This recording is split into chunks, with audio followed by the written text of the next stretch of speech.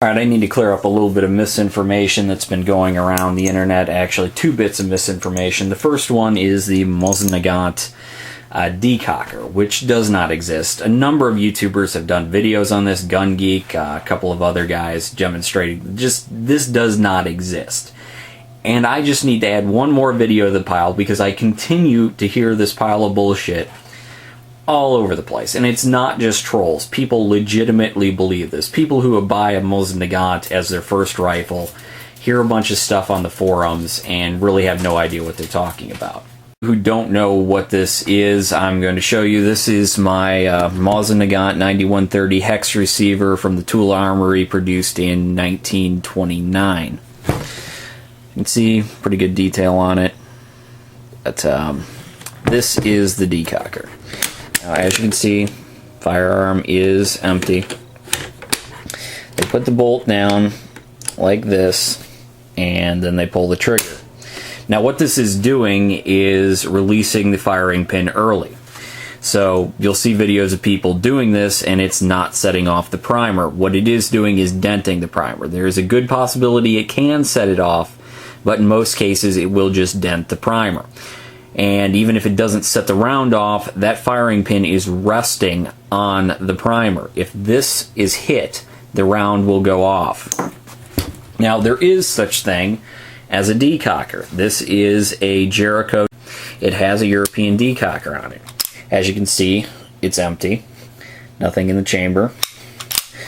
Hammer is back. Now, what this does is it moves the firing pin out of the way and safely decocks the firearm. Just like that. No big deal. It disengages the trigger as well. You can't do anything. You can't even get the hammer to lock back. It does nothing. This completely disengages the firearm. There's no way to get that round to go off. Now, it's a mechanical safety. All mechanical blah, blah, blah, blah, blah. All mechanical safeties can fail, blah, blah. It's better to have it than not have it. Anyways. So, there is no decocker on this rifle. All it is spring tension on the bolt. This is a 30-40 Krag. Not even close to the design of a 9130. They're not even remotely close. But observe. Now, is that a decocker? No. It's just spring tension on the bolt. You're telling people to do something extremely dangerous if you're telling them this rifle has a decocker. The firing pin is still on the primer. Therefore, it is not a legitimate decocker. It's just a dangerous way to get your firing pin to release. That's it. Nothing else. And what amazes me is that people who own this firearm, come on, should realize when they do this, take it out to clean it, this should be their reaction if they believe this. Firing pin is out. It's not a decocker. When the bolt is decocked, the firing pin is resting on the primer. They, should probably realize that, but apparently a lot of them don't. More than likely it's their first firearm. They don't know dick about firearms, or they're just some person who isn't familiar with surplus guns and hears that on a forum or from someone at the range, and they don't really think about it. Problem is, then they go home and they just do it. They need to carry it around or something. Say, oh, I'll use a decocker. Click, bang, and Johnny loses half his face.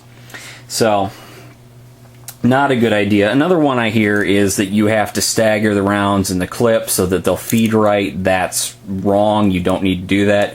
You do need to use these strippers. You get the ones with a tab. They don't work worth a damn, but you do not need to put them in here any sort of way. I'll show you why. Bolts out of the firearm. You can put these in there.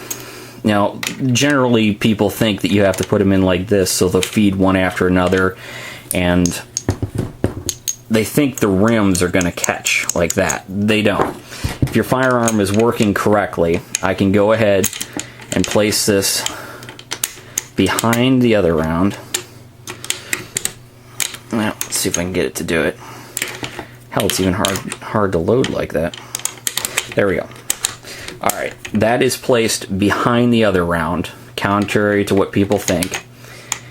And as you can see, it flows freely. There's a spacer in there that actually allows each round to be spaced off enough to get over the rim. As you can see, it works just fine. So there's no need to stagger them in the clip or do anything special with this. It will work any way you do it. So that's another little piece of mythology around these rifles. So there you go.